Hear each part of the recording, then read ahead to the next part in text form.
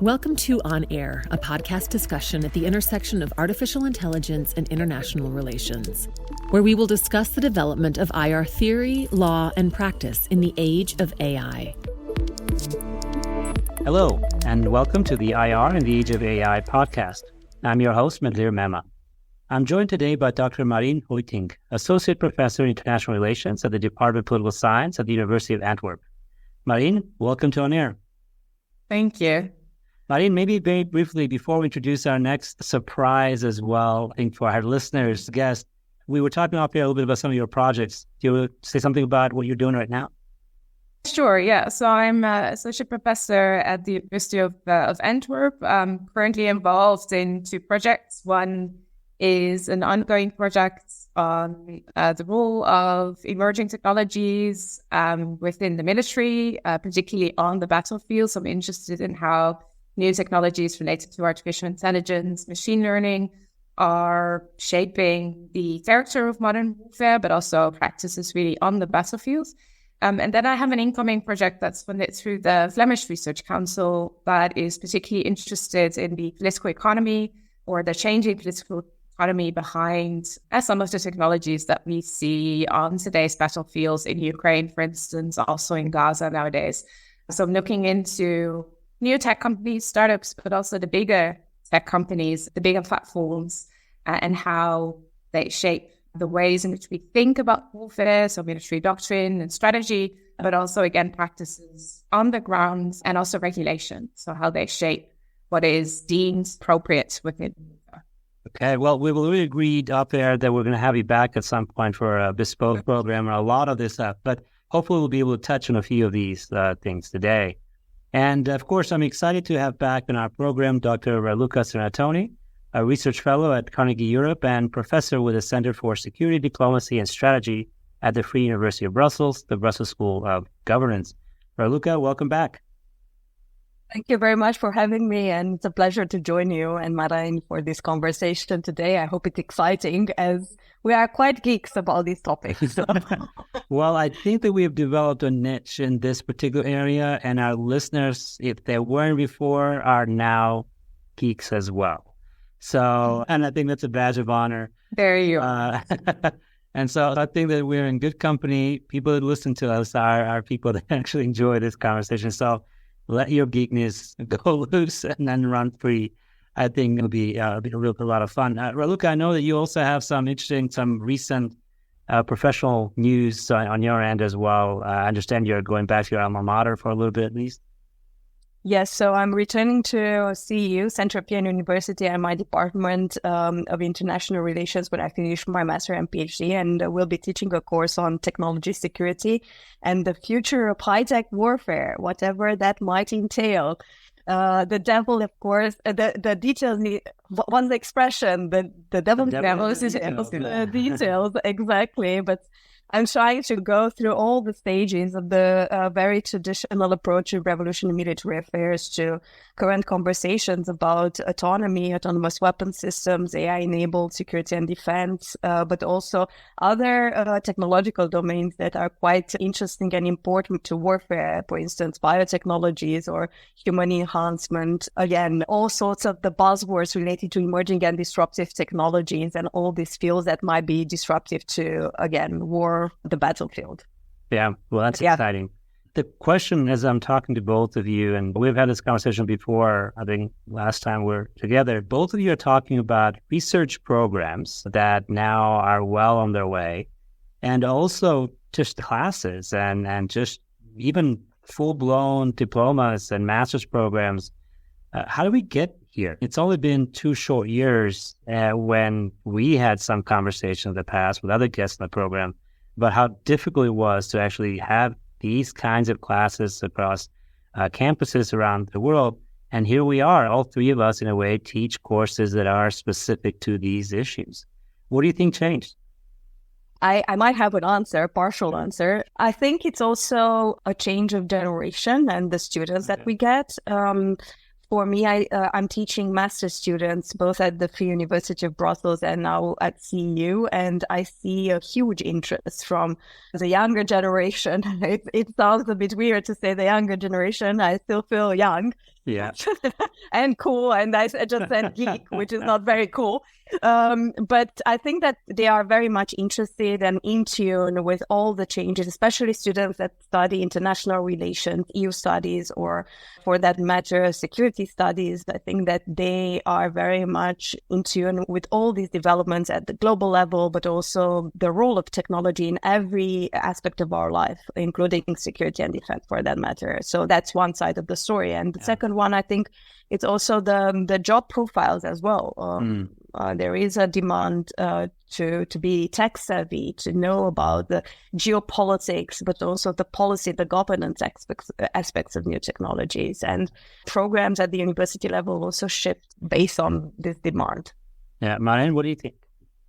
A few weeks ago, I had a discussion with colleagues about us proposing a new agenda on digital international relations, or international relations through the lens of digital technology.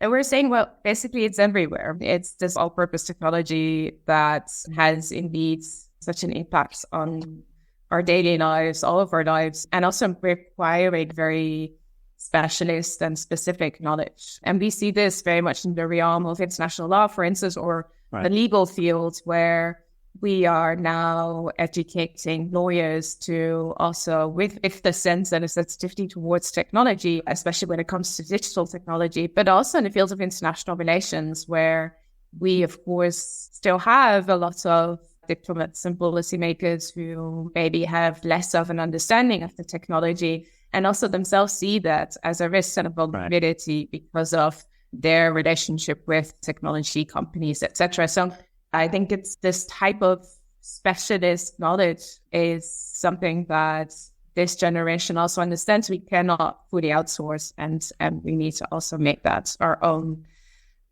It's also something that we'll talk about today. Probably it's also, of course, a hype, right? We are also building on it. We're hyping the hype also. Yeah. We are building on the hype in our project proposals and hope that the funders will like it. Well, you don't say that. You don't go that far out loud, man.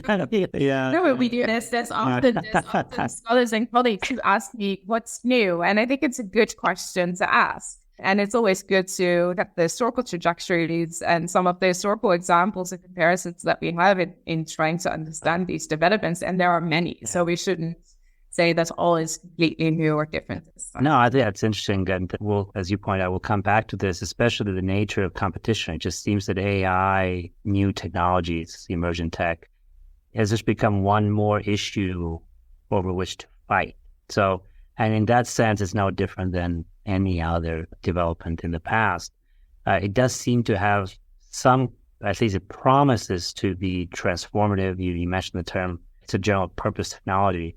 Not every technology is a general purpose technology. Fire, light, electricity, those are, the internet could be characterized as such. But so not everything is invented as a general purpose technology. So there is something unique about this particular moment in time.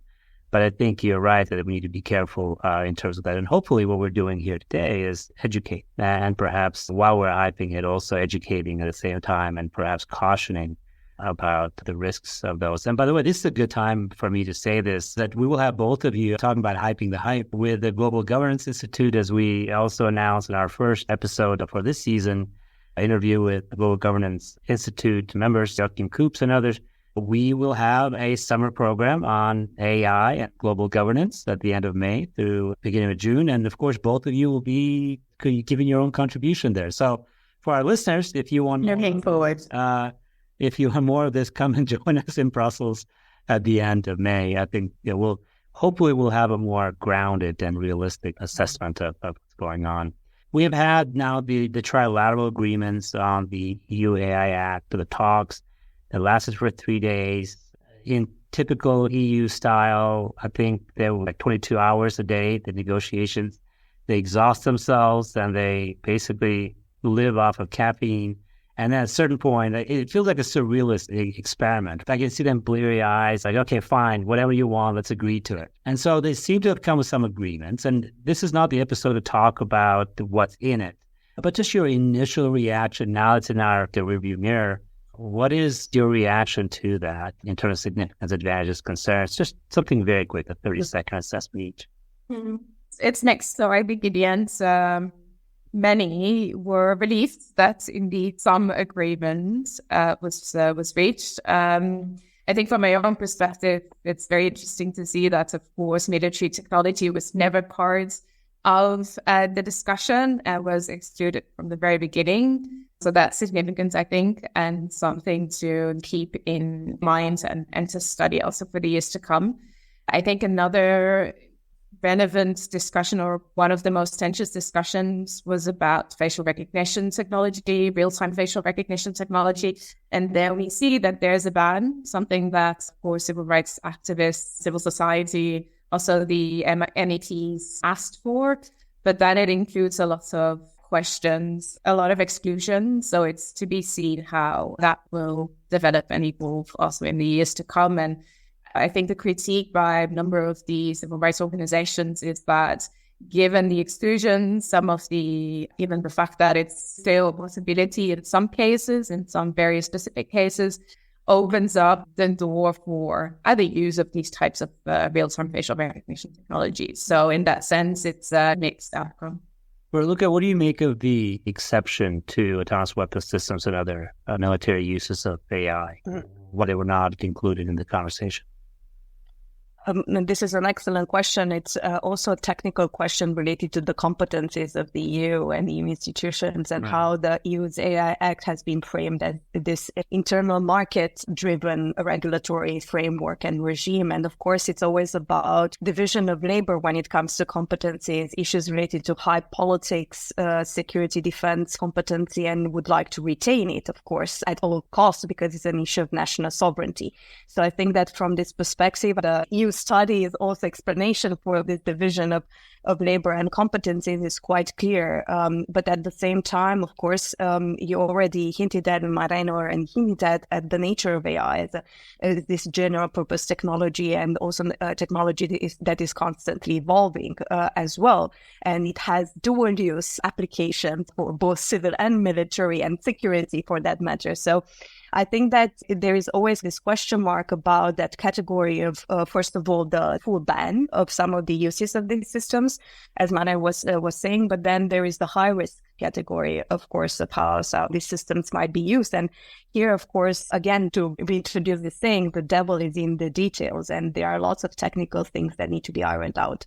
But maybe just to point on the EU's AI Act trilogues and all this process and, the bleary-eyed negotiations going on for 3 days and a lot of political pressure being put actually to reach a deal under the Spanish presidency. And for me, one point to make is also about the technicalities of the trilogue. This is an informal negotiation between the Parliament, the Commission, and the Council. And for me, it's very interesting to look at this stage as a bit of opaque process of negotiations and how this process goes on. And we don't know, and we await for the results, and the details are not even now fully published. So there are speculations that there will be another technical trialogue or discussion to iron out these details. So I think that also raises more questions about the democratic legitimacy and transparency of some of these processes, especially, and this brings me to my second point, to how much political pressure, but also other forms of pressure have been put over the negotiations of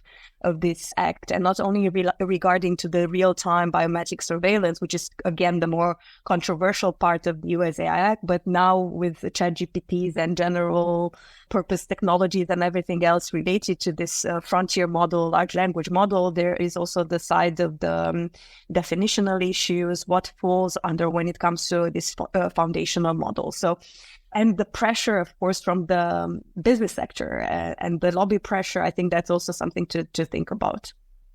Okay. Well, as you're talking about this, the thought occurred to me that we need to do a special on the EU AI Act. And I think bring in the sort of people who are involved and engage in this. So that's something I think, to listen and to pay attention to. We'll see what we do about that. Let's turn attention a little bit to your specific research area. I was mentioning to both of you earlier, I have a really hard time keeping up with all the work that you guys are publishing. I think just before coming here to record, another article dropped. And I just, what's the secret to that? I think, what advice do you have for academics and others that are listening that want to be as productive as both of you are in terms of research? And then we'll talk about your research. But what is your secret, Marijn? What's your secret?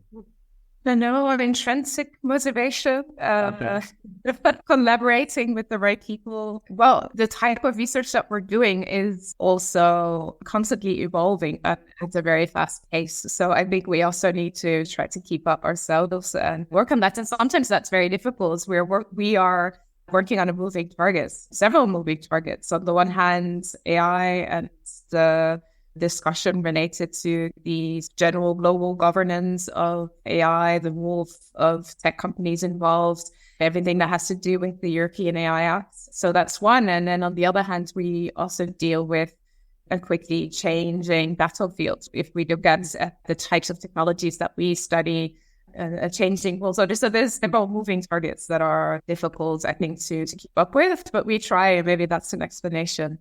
For some of the pace and the publications. Yeah, I think so. I can only second this as well. But maybe just to pick up on this idea of community and I think being inspired, I think that's super important in this field. And having these conversations also across disciplines, I think. This idea of interdisciplinarity, but also with different professional fields. Under my think tanker hat, I also have an opportunity to engage with more the policymaker side, the practitioners. And I think that's also something that keeps you also on your toes, because with, again, types of the academic publication, I think that's the substantial long-term research thought through that goes into sometimes 2 years of production, or I don't know. It depends very much, of course, in terms of, again, at the time you invest in that type of research. Or a book project, of course, is a different thing. When you come to articles that are more policy analysis, policy focused, of course, the target audience is different. And I think that with these ones, you are much more in tune, as Marijn was saying, with the hype cycle. I think that that's very important to note, because policy agendas shift very fast. Also, public attention shifts very fast. So again, keeping it in tune with different ways, the policy initiatives, keeping track of them is also challenging sometimes. Okay. I think both of you were underlying this argument about shifts. So let's talk about one big shift. I think that there's a lot of talk about military AI and gendered paradigm shift in warfare. Both of you touched on that a little bit. Is the hype real? Are we witnessing a military AI and gendered paradigm shift in warfare? We both mentioned, I think, Gaza, Ukraine, of course, the report back in 2020 about loitering drones in Libya. We know that similar things, even with the Azerbaijan over Nagorno-Karabakh, there were some reports of perhaps use of drones. Turkey has been leading the way, by the way, a lot of this. Israel has some advanced technologies. Are we witnessing a military AI and gendered paradigm shift in warfare?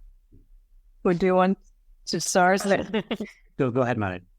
Trying to be a good academic, my answer will be it's a mixed story. So on the one hand, I think that's definitely what we're seeing right now, what's unfolding in front of our eyes. 2 years ago, I wrote an article about how warfare has become increasingly experimental.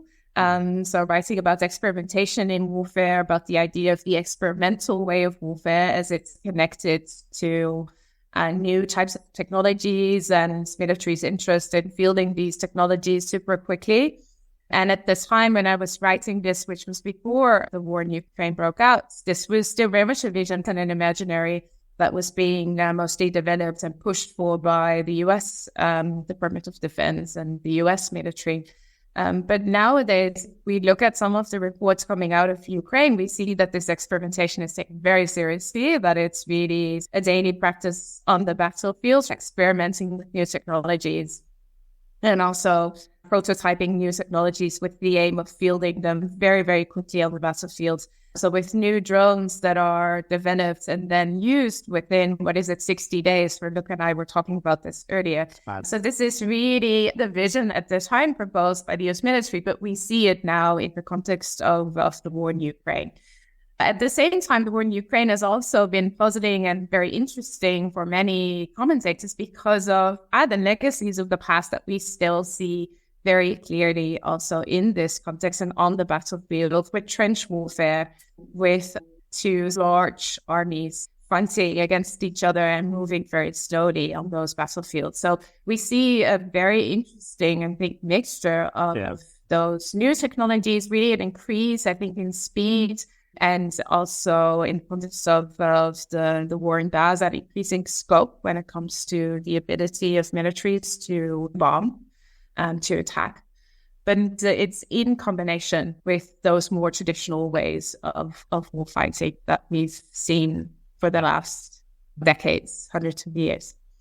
Yes, completely agreed with this, and also a mixed answer from my side. We, together with a good friend and colleague, Bruno Oliveira Martins from the Peace Research Institute in Oslo, we actually try to answer this question, but not necessarily just on AI, but more broadly on emerging and disruptive technologies. What does disruption mean, especially for security and defense? And we came up with kind of three answers. We took into account temporality, this idea that disruption poses this linear but incremental development of technology, but also processes and practices. But disruption means, again, a transformation, a paradigmatic shift, a rupture, but also in a way, an idea about socio-technical futures and how you imagine them. And the second point that we came up indeed, and Marijn was pointing towards its imagination. Who imagined the use of these technologies for what purposes and how they will transform, again, warfare. And importantly is also performativity, how they are being performed,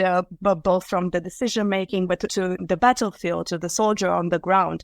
And I think that when it comes to IR and security studies, there is still room to reflect more on what exactly does disruption mean for, again, techno-scientific innovation in warfare? Who engenders that disruption? Who are the actors of change? What does that imply, for instance, for the human-machine interaction as well? This is another aspect that comes up quite a bit in conversation related to AI-enabled security and defense. So I think that this question needs to be really taken seriously, especially because we see how innovation, disruption in the civilian sector are seen as very positive, as creating destruction. It depends on which receiving end you are. Exactly. It is innovation studies perspective, the Christians of this world with disruptive innovation, but with warfare, especially with life and death situations. That's, again, another question to reflect on a bit more further and deeper. What does that mean actually to be disrupted, and whether militaries as well are happy to integrate some of these systems. Sometimes you have a mixed message, because sometimes you read that Pentagon is very much scared about the advent of large language models like ChatGPT and what they will mean, or, I don't know, swarming drones for that matter, and keeping the technological edge is a matter of national sovereignty when it comes to these technologies. But then the other side, there is always a call for caution when it comes to mainstreaming some of these systems into military practices and processes. By the way, on the topic of disruption, you mentioned Christensen. I'm at Brigham Young University, Idaho. So it's the sister university in Provo where Christensen was, and a lot of that conversation took place. So I think we are in the right place to have this discussion, I suppose, on disruption, because we're talking about who the actors are, who are the people involved here. And there's a discussion, there's a conversation about this innovation race among corporate giants, and also this discussion or this ongoing conversation interaction between the private tech sector and the state. And I think if there's been something different this time around, at least this way, because we're talking about a hype of AI, those who have studied the development in the field of AI, machine learning over the last 80 years, know that we have gone up and down. There's been a lot of freezes, and now we're going through a thaw. And so thankfully there's some funding to do research and to think creatively about this. But one of the other features of this particular thaw, this particular period to which we're going, is that a lot of it is tech sector driven rather than state driven. Now, I imagine that may change as we move into the warfare area, but a lot of the research and development has moved away from the states, has moved away even from the universities, and has actually gone, and you can see the funding patterns gone straight into the tech sector. That's a bit different from before, but how would you characterize this interaction and the impact on the rising power of private tech sector versus the state? Yeah, so that's really a central question for my projects and my new projects in there. I think it's, on the one hand, again, important to point to some of the continuities and some of the historical relationships between the military and particularly Silicon Valley or companies within Silicon Valley. Also, the historical relationship between artificial intelligence and the military, and the fact that AI has always been a military technology and has been funded through military programs and projects and DARPA. But indeed, the crux of the project is that something different seems to be happening at this point. Not sure if that's really a reverse relationship, as the context of the military is still very different than other fields, where maybe the tech sector is indeed increasingly dominant and perhaps overpowering also states or state authorities. In the military, I think it's a much more complex relationship between the military and big tech, or between the tech sector and the military, that is really, I think, important to study and interesting to study, where perhaps what is different is also a different kind of relationship between the tech sector and some of these militaries. So again, if we look at some of the empirical examples nowadays, a startup company like Scale AI, which is directly providing technology to the Israeli Defense Forces and is moving outside of or exporting technology outside of these more traditional, say, military to military negotiations of military technology. That's interesting and also important from the perspective of regulating some of these companies and also keeping track of what kind of technology is being used and how that technology is being used, particularly from the perspective of what the US and also the Netherlands try to pursue, this idea of responsible use of AI in the military. Can we act some of these systems, some of these technologies are used responsibly if we have very little transparency or very little ways of seeing what these technologies are as they're being produced by some of the companies that go without or that move beyond state intervention.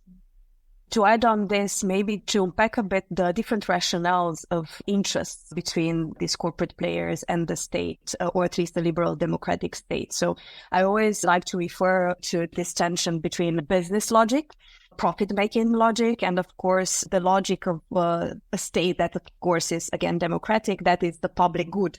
And I think that needs to also be taken into account in terms of objectives at the end of the day, because to kind of frame the relationship, I would say at the moment it's quite asymmetric when it comes to critical infrastructure control, the material infrastructure, and here I refer to the compute power of some of these platforms, the capacity to analyze data analytics. So that's another side of the story. And then, of course, the talent that they recruit. So already from this perspective, the asymmetry is there, of course, and they have the global reach. When it comes to, again, this infrastructure material power that they have with satellites deployed in space, or, I don't know, undersea cables that they now control almost 80% of the global grid of the internet, the products that they are deploying, yet again, that can impact the fabric of democracies, elections, and so on. So the reach in all aspects, and now more and more this closeness to also the military, I think that raises interesting questions about the balance of power. We already seen during the pandemic an outsourcing of state functions to private companies or tech companies for the creation of the contact tracing apps and so on. So again, how this relationship is being negotiated at the moment is very, very important in the long term. And maybe just to point out also the consolidation in a way of some of these already tech giants when it comes to conversations related to AI. And Marijn was pointing to responsible AI because in recent months, we have seen the launch of this Frontier Model Forum. This is a new partnership to promote responsible AI between Anthropic, Google, Microsoft, OpenAI. And they will focus on ensuring safe and responsible development of frontier AI models. So that's one consolidation around this idea of responsible AI, whatever that might mean, again, given the two logics that I mentioned before. And then there is also this launch of an AI alliance that includes Meta, IBM, Hugging Face, Stability AI, AMD, Intel and other research and universities. So I think that here this points also to kind of new governance models on the global stage when it comes to these companies coming together, and in terms of setting agendas, also how we frame the conversations related to AI and responsible AI. And of course, this leads us to, again, back to the EU AI Act, the governance side, the regulatory initiatives, and how some of these initiatives are more in line with self-regulation, codes of conduct, less regulation, more innovation side of the story. But yeah. Yeah, that's Medlir, if I can add, sorry, one. So I mostly agree with Raluca, and that's definitely also the direction that I would like to study. But then at the same time, what's really interesting also is that the conflation actually of those different logics. So business logic and the national security logic. And somehow that seems to be anchored as sort of much more the last few years, where a company like Palantir that is self-proclaimed or self-proclaiming to do most of the targeting nowadays in Ukraine is also presenting itself very much as an American company. It's an American first company that's very much booming the ideology of a market economy. And I think particularly within this context of a technology race with a competitor that's often embodied or that's often presented to be China, there's also very much this development where a number of these big tech companies are very strongly proclaiming themselves to be American companies as serving the interests of the U.S. government, of the West, and of the U.S. government, and of liberal democracy. Yeah, I think as both of you were talking earlier, Palantir was the first name that popped in my mind. So, Marijn, thank you for bringing that up. And I just learned, I think, in another conversation I've had for this podcast, that I didn't even know they were involved in military technology and everything else. When you think of Palantir, you think, oh, they become a joke. The bikes, they're super expensive. And some events that are happening, I think, was it Mr. Big that died while on Palantir? That's the end of the company.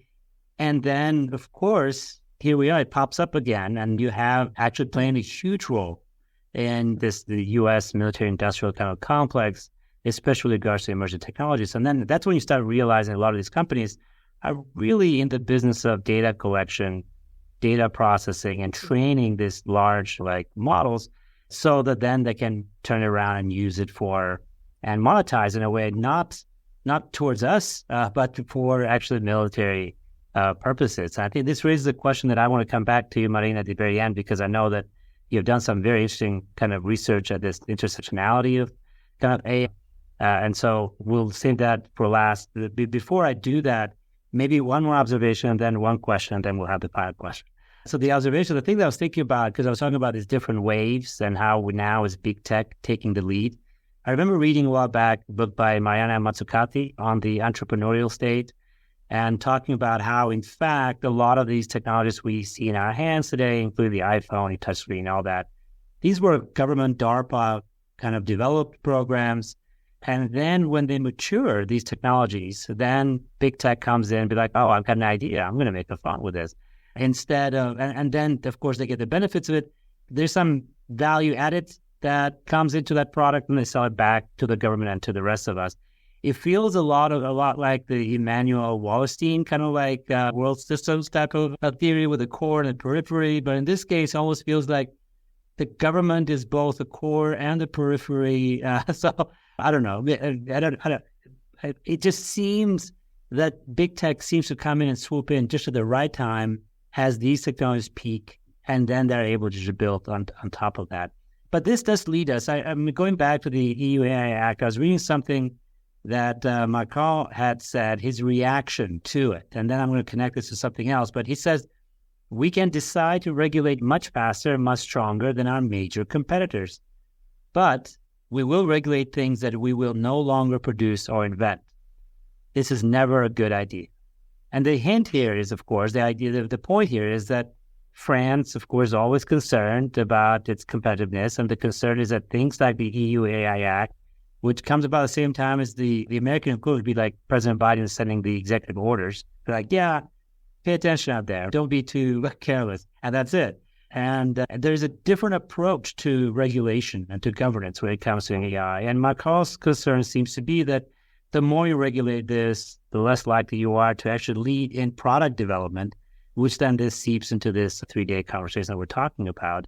But there is a lot of talk about EU-US tensions and even EU-Sino tensions, EU-China kind of tensions. Can you talk about that, about this emerging tech cooperation / competition as a source of EU-US and EU-China tensions? Yeah, I can start with that. And Marijn already hinted to this national security logic and how, for instance, indeed, we see national security interests being mainstreamed into kind of the business as usual of companies in terms of taking much more care about where their providers are coming from. So a hygiene of their supply chain, where they are exporting critical technologies. We see that related to conversations around advanced semiconductors, for instance. All this idea and the whole discussion of tech war, tech race, American tech race, that then provides this kind of geopoliticized framing, and how now economic security is very much important and a part of national security concerns at the same time. And I find this conversation spilling over in the EU side. But when it comes to the US AI Act and France's position, this is quite a surprise, of course, for lots of people, because France was quite vocal and pro-regulating for quite some time, but they have to be fair, Raluca, the French position is always the opposite position of whatever the consensus. Yes. Yeah. But then the question is, and your question, why actually the sudden change? Because, as I said, France was the most vociferous advocate for regulating, especially foundational models and large language models. But then we have the former Minister of Digital Economy, Cédric O, becoming a co-founder and shareholder, of course, of a very influential now French startup that wants to compete with the big guys. Let's put it in these terms. So now we see a shift in the position, of course, and it comes back again to this regulation innovation and hampering potentially homegrown solutions in Europe, especially in France. But I think that it also hints towards a lack of also understanding of how we should look at the AI ecosystem and the AI value chain, because by only regulating, for instance, the developers, the ones that are at the end of the foundational AI model value chain, then of course you kind of miss the biggest chunk, the true ones that are at the forefront of developing these models. And this again raises a lot of questions about how actually this AI Act will be protecting all the digital rights, but also the transparency issues and what types of obligations some of these technological giants will have, the oversight issues as well. So this is kind of the details need to be still ironed out, but it showcases as well how national interests then align with business interests, and especially in terms of really protecting your champions at home. Yeah, maybe this related to this narrative about regulation hampering innovation. So this is, of course, a main argument in this discussion, and has been a main argument also in this discussion related to the AI Act, but also in relation to autonomous weapon systems, for instance. That's an argument that's often proposed.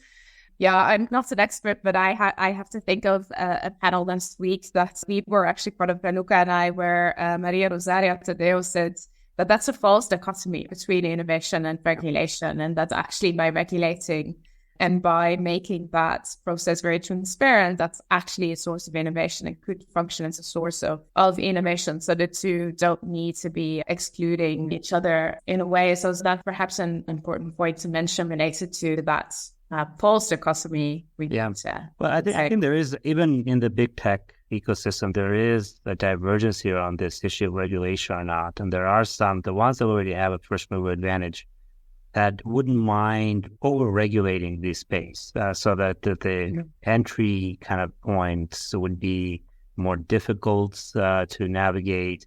There'd be a higher threshold to enter into the market.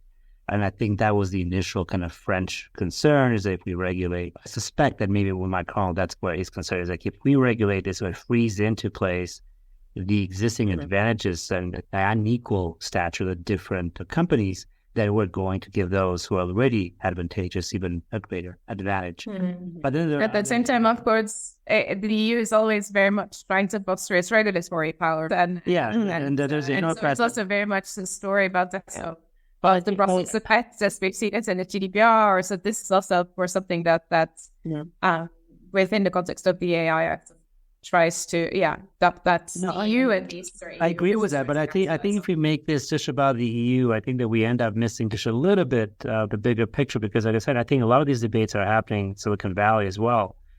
And so there are some that are like, hey, let's regulate this, and they're concerned about this idea of superintelligence and, superhuman intelligence, and a lot of this comes from the effective altruists, kind of like Max Tegmarks of the world, and Nick Bostrom's. But then you have others that say, no, we need to open this up. Let's just do open sourcing and let's figure out, let's share this technology with everybody so that we can all kind of take advantage of that instead of freeze it in place. And so this back and forth on regulation, and I agree with both of you that this should not be a zero-sum type of conversation. There should be a way of finding that space to do. But I think it's an interesting ongoing conversation to have here.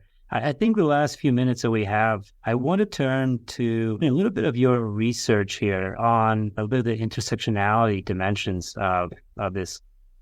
And I know that you feel like this probably, and I agree that we should probably do this, a whole episode just on this, but I think Raluca and I both agree that we need to at least address this right here. So, I think there's a quote by Yasanov, 2015, you guys shared with me. It says the hyped existential threat and the superintelligence narratives around foundational AI models and how this shapes specific socio-technical imaginaries of the future. We've talked about the hype a little bit, but we also said that oftentimes the hype is real, or it's not real until it is real. And some fear that perhaps we are there now. You have done a little bit of work on algorithmic violence, at least the way I saw it, as a source of internal conflict and relevance. So in a recent release article, I just want to make sure I get this right, you noted the emergence of a research agenda within EU studies that centered feminist and post-colonial perspectives in the study of EU security, highlighting the process, the constitutive nature of gender, race, and coloniality, and their interactions for EU security policy and practice. That's a mouthful. Could you just unpack that for us a little bit? And I think more specifically, if I have this right, how is the way we're talking about technology in a way likely to impact our socio-technical future? Oh, yeah. So those are a lot of complex and so also diverse questions. So let me say two things, or maybe three things about this. But first, related maybe to the question of algorithmic violence or data violence, which is also a concept that's used within the literature.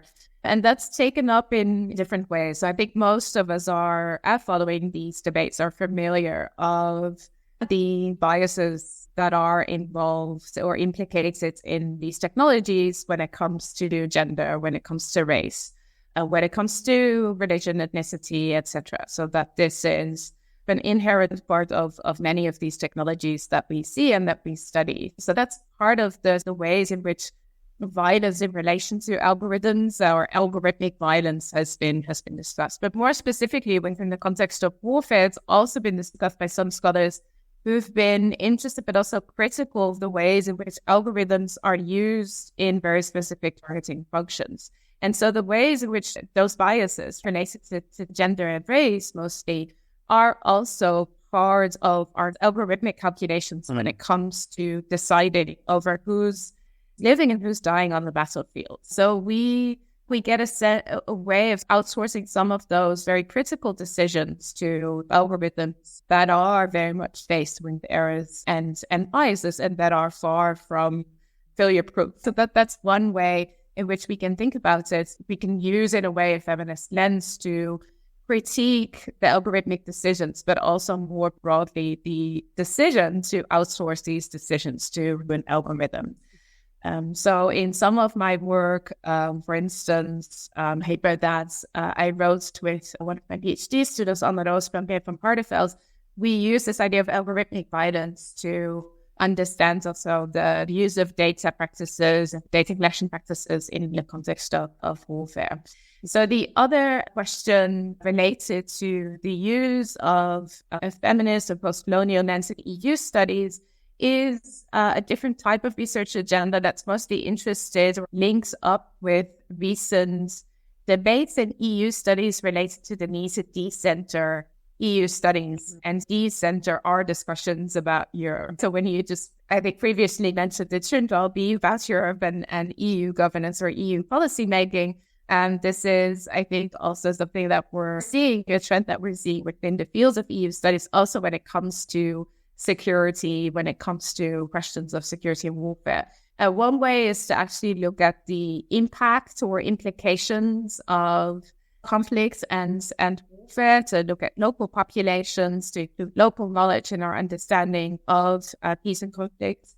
Another focus could be on Europe's own role in harm doing, for instance, when it comes to something that Raluca has also written about extensively, when it comes to setting up a border regime, a very technologized border regime, border control, where Europe's own security is feeding into the insecurity of others. So there's all sorts of research questions to be asked here and new types of research points.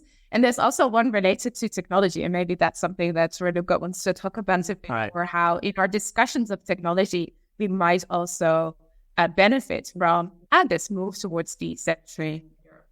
Well, Raluca, why don't you just close us off? Why did you insist that this is something that, as Marijn pointed out, it is something that actually belongs in this conversation? What can we learn from that research agenda, which is fascinating as far as I'm concerned?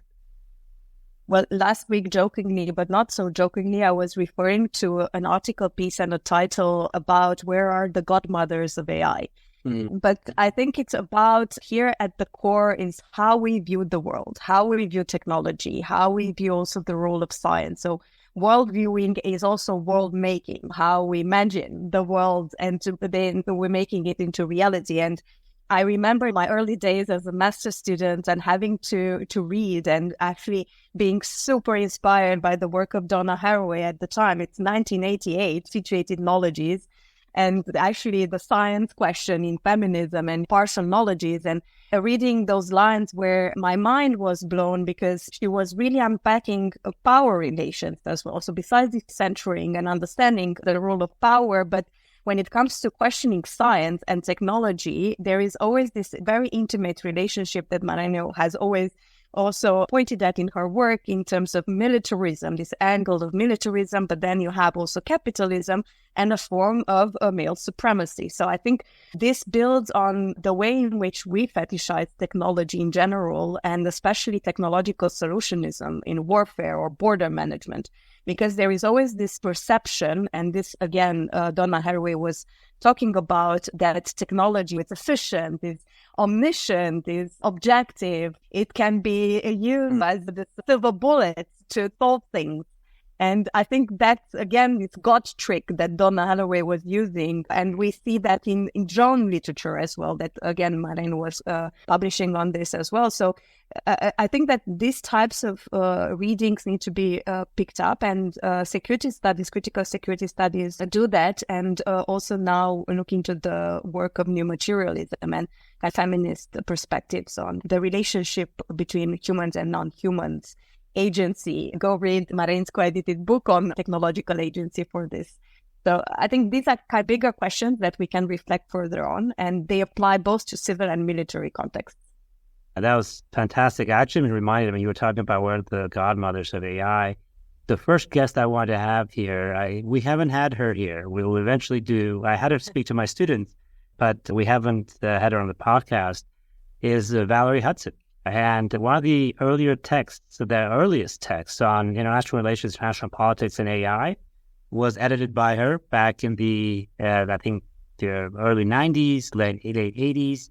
And so that, again, like you were pointing out, that literature is already there. And it's a very different treatment, of course. She does IR, feminist theory, and then a lot of work on issues of sex and politics and work. And I just, again, oftentimes we get just caught up with the latest, I guess, the shiniest toys. And I really appreciate, I think, your connecting the dots with regards to the impact that those different perspectives may have in the way we perceive technology. Then again, this omniscient, all-knowing, all-seeing type of technology, because it does blind us to their limitations, dangers, and the need to do a bit more work. Well, this has been a lot of fun. I really enjoyed having this conversation with both of you. Thank you so much for joining us today, Marijn and Raluca. Thank you. Thank you very much. Thanks, Medlir. And of course, thank you to all of our listeners. As always, if you like the show, we invite you to subscribe and or give us a comment. You can, of course, find us on iTunes or wherever you get your podcasts. Also, don't forget to join us for the next episode of International Relations in the Age of AI, for a discussion at the intersection of AI and IR theory, law, and practice. Until then, stay human.